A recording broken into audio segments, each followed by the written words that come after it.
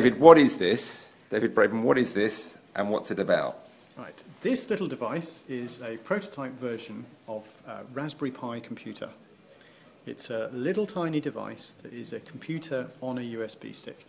It's got HDMI at one end, a USB at the other end, and the idea is you plug it into an HDMI TV, you can plug in a USB keyboard and use it as a computer to be able to learn programming, to be able to run Twitter, Facebook, whatever, but also to be able to understand the whole process of programming. A lot of things have been obfuscated in the sense that these days, in the sense that you can't get at them. There's so much between you and doing something interesting or creative that it gets in the way.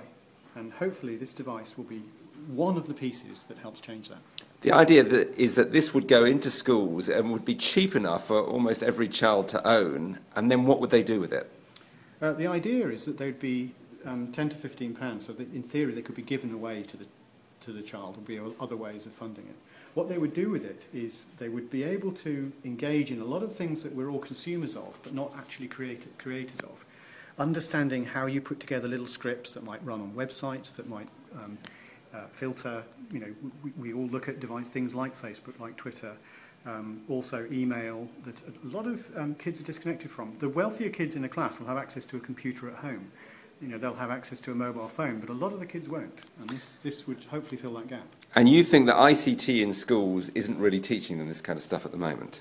In my day, we had a subject called typing, and that, to me, is what ICT has replaced. You know, it's a fine set of skills. I'm not meaning to belittle it, but the ability to write letters, the ability to use PowerPoint, use Excel, is one set of skills. I'm talking about a completely different set of skills that actually ICT has ousted from schools. In the early days, in the 80s, we had computer science coming into schools. There were O-levels, there were A-levels. They've been largely supplanted by things like ICT.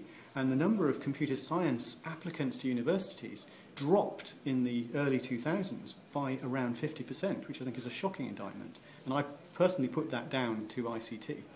So how soon is this going to be in every child's hands? It'll be a while for it to be in every child's hands, but we hope something will be rolled out within 12 months.